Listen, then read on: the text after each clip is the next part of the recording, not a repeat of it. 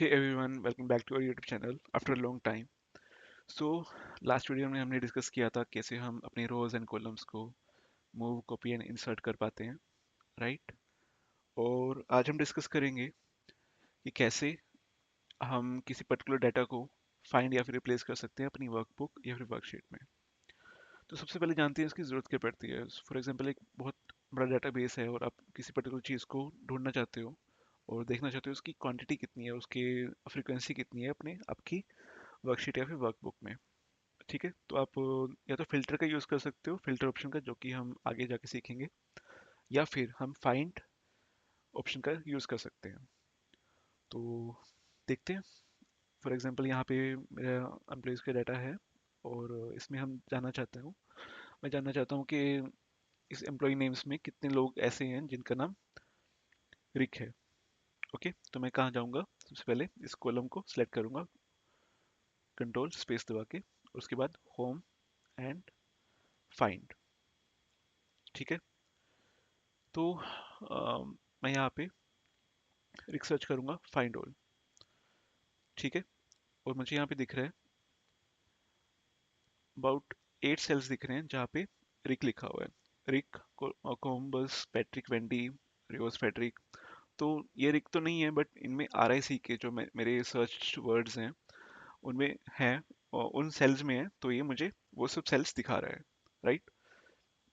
पर मैं ऐसा नहीं चाहता था, राइट? मैं क्या चाहता था, मैं सिर्फ रिक ढूंढना चाहता था जो कि स्पेसिफिक उसमें हो, स्पेसिफिक नाम हो उस सेल में। ठीक है, so that is not what I wanted, right? But ये मुझे ऐसे दिखाएगा जब तक मैं इसको स्पेसिफिकली इसको बताऊंगा नहीं कि मुझे चाहिए क्या, राइट?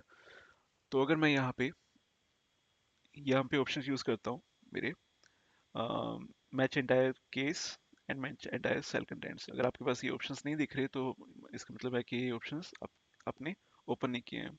इसको क्लोज भी कर सकते हैं और ओपन भी कर सकते हैं। तो प्लीज़ जब भी आप फाइंड लगा रहे हो, फाइंड का ऑप्शन यूज़ कर रहे हो, प्लीज़ मेक श्योर कि ये ऑप्शंस आप ऑप्शंस का जो टैब है ये आपका ओपन रहे, ताकि आपको पता चले कि आप फाइंड पे क्या क्या कंडीशंस लगा रहे हो, राइट?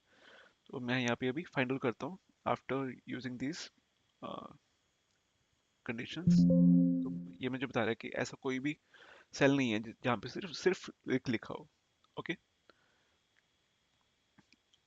अब देखते हैं ये कहाँ पे यूजफुल हो सकता है।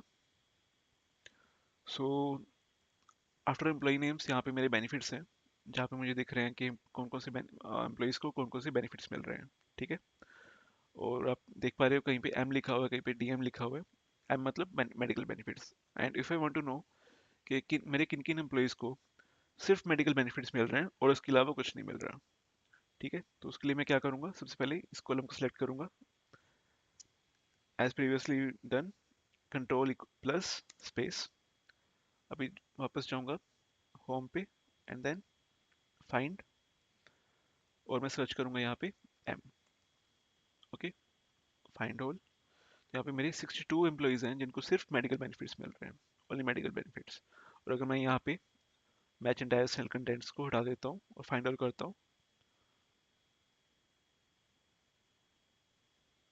सिर्फ इस रो में, राइट? या तो मुझे DMR, MDM, ये सब बेनिफिट्स दिख रहे हैं, पर मुझे क्या चाहिए, सिर्फ सिर्फ मेडिकल बेनिफिट्स चाहिए थे।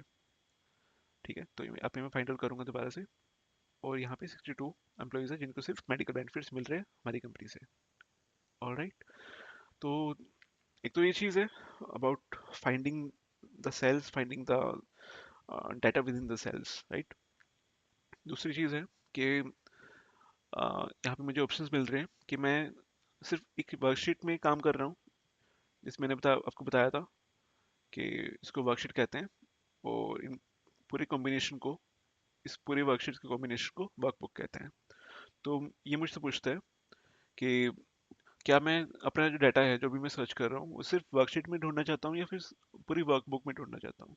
अगर मैं पूरी वर्कबुक में ढूंढना चाहता हूँ, सभी शीट्स में ढूंढना चाहता हूँ मतलब, तो मैं वर्कबुक सेलेक्ट करूंगा।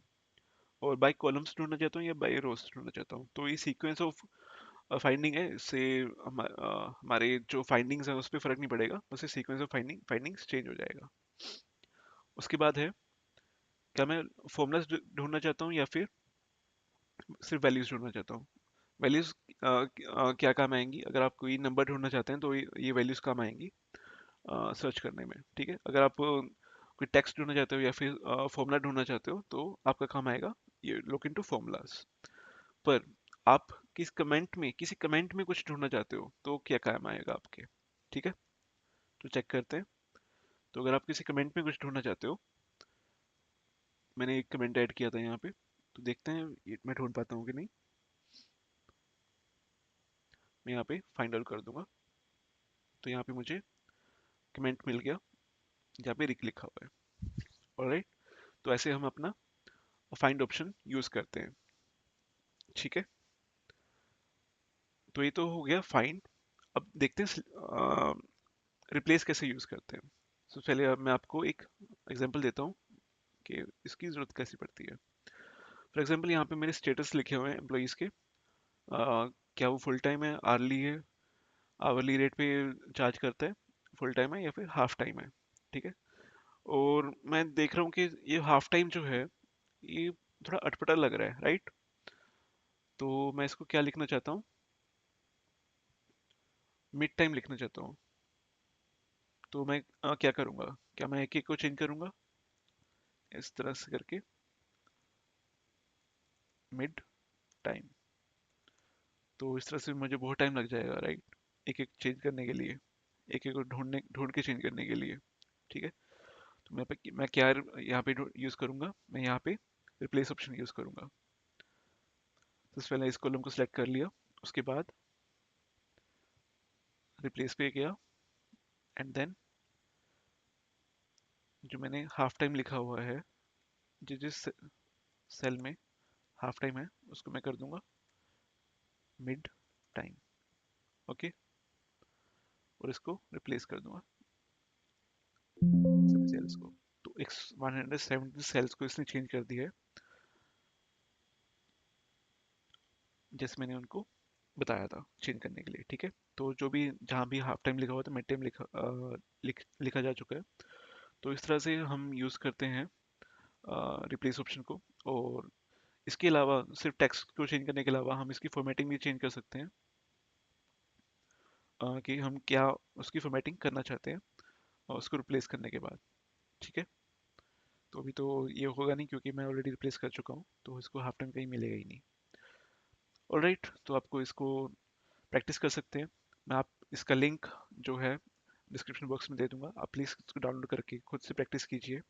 और और कोई भी क्वेरी हो please let us know, I will reply to you ASAP।